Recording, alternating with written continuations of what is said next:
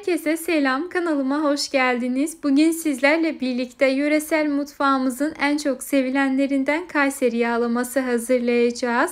Ben bu videoyu çekerken şu anda İstanbul'dayım ve tüm Kayseri'ye kucak dolusu sevgilerimi gönderiyorum. Sizler videomu hangi ülke veya şehirlerden izliyorsanız yorumda belirtirseniz çok sevinirim. Hepinize tekrardan selamlar, sevgiler olsun. Tarifimize ben hemen başladım. Öncelikle hamuru hazırlayacağız. Yani Kayseri diliyle de dersek eğer şebitlerimizi yapacağız. Bunun için toplamda 4 su bardağı un aldım. Üzerine birazcık tuz ekledim. Ortalama 1 tatlı kaşığı kadar ilave ettim. Göz kararı da kullanabilirsiniz. Orta kısmına bir çukur açtıktan sonra azar azar oda sıcaklığındaki suyu ilave ettim. Hamur toparlanana kadar su eklemeye devam ettim. Toplamda 1 su bardağından çok az fazla su eklemişimdir. Böyle çok ne yumuşak ne de çok fazla sert olmayan bir hamur yoğurdum. Olabildiğince fazla yoğurup hamuru özleştirmeye dikkat ederseniz çok güzel olur. Tezgah aldıktan sonra da birazcık yoğurdum. O kısımları çok detaylı geçmek istemedim. Nasıl yoğurursanız yoğurun. Yeter ki hamurunuz pürüzsüz ve güzel olsun. Hamuru hazırladıktan sonra bir hamur kartı yardımıyla eşit ölçülerde keselim. Hemen peşinden elimizle bezeler hazırlayalım. Ortalama 8 ila 10 adet beze hazırlamalıyız. Ben toplamda 9 adet beze hazırladım.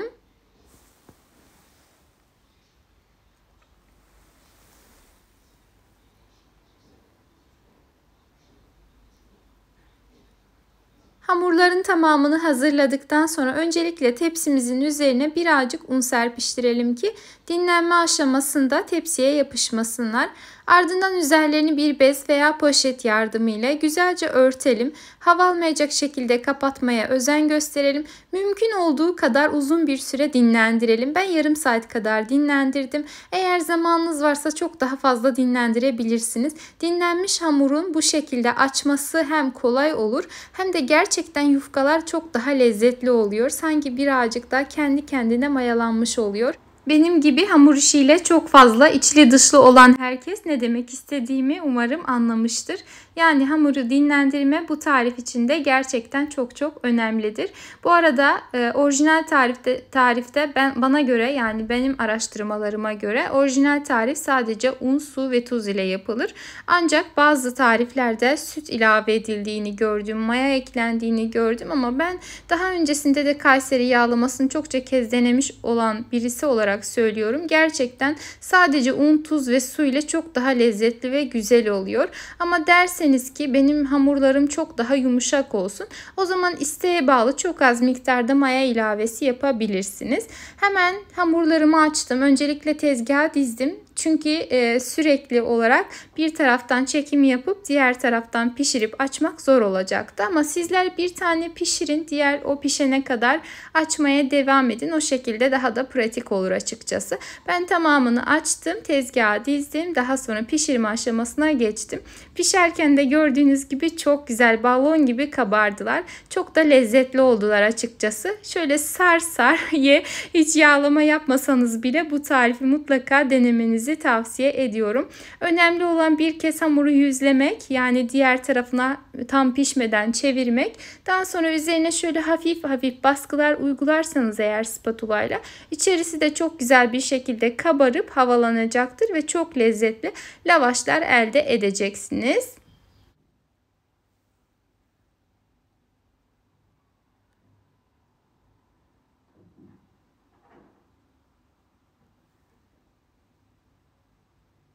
Havasını aldıktan sonra hemen bu şekilde diğerlerinin üzerine yerleştirdim ve tamamını pişirdikten sonra şimdi geçtim yağlamamızın sosunu hazırlamaya.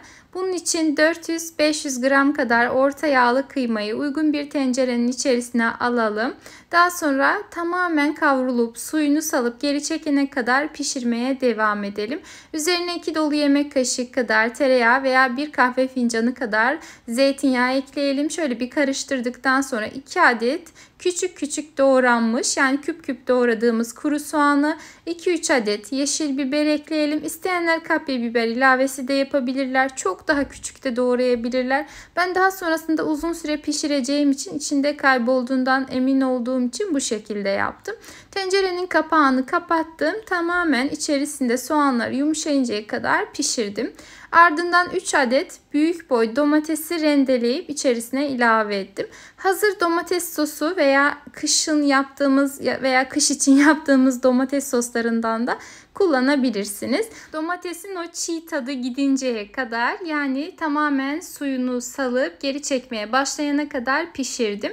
Ardından üzerine birer dolu yemek kaşığı kadar biber ve domates salçası ekledim. 3-5 dakikada bu şekilde kavurdum. Baharatlarını ekledim. Baharat olarak ben tuz, karabiber, pul biber ve çok az miktarda kekik ilavesi yaptım. Kekik sanırım orijinal tarifte yok ama ben çok sevdiğim için ilave ettim. Ve en son aşamada da 1 su bardağı kadar su ekledim. 2-3 dakikada bu şekilde kaynattıktan sonra artık sosumuz da hazır olmuş durumda. Gördüğünüz gibi lavaşlarımız bu kadar çok beklemesine rağmen hala yumuşacık ve gerçekten de çok çok güzeller.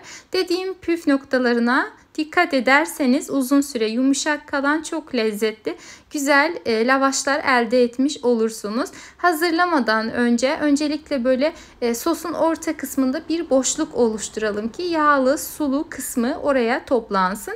Ardından elimize lavaşlardan bir tanesini alıp güzelce katlayalım. Şöyle çiçek şeklini verelim.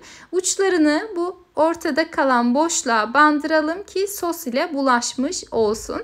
Daha sonra tepsimizin içerisine alalım. Uçlarının sert kalmaması adına bu işlem çok önemli. Ancak benim için hiç fark etmez derseniz yapmadan da üst üste dizebilirsiniz açıkçası. Ancak dediğim gibi uçları sert, orta kısmı çok yumuşak kalmasını istemiyorsanız uçlarını sosa bandırmayı kesinlikle unutmayın derim. Her aşamada mutlaka 2-3 yemek kaşığı dolusu kadar da sostan üzerlerine koyalım. Bu şekilde elimizdeki hamur, yani lavaş ve sos bitinceye kadar işimize devam edelim.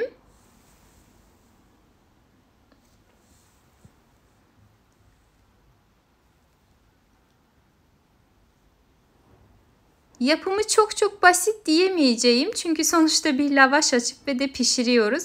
Ancak gerçekten buna değer mi derseniz bence değer.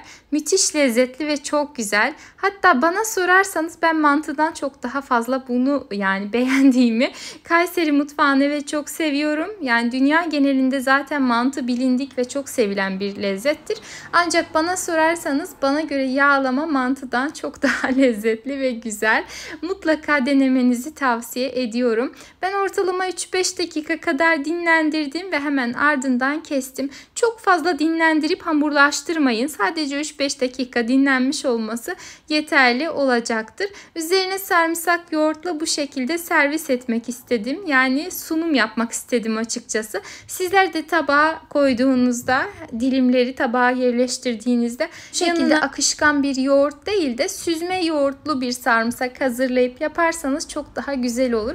Açıkçası ben misafirlere sunduğumda genellikle o şekilde yapmayı tercih ediyorum. Çatalın uç kısmına geçirdim ve bu şekilde rulo yaptıktan sonra afiyetle tüketiyorum. Müthiş bir lezzet. Mutlaka deneyin derim.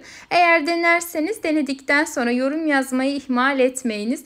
Bir sonraki lezzetli videolu tarifimde tekrardan sizlerle görüşmek üzere. Kendinize çok çok iyi bakın. Allah'a emanet olun.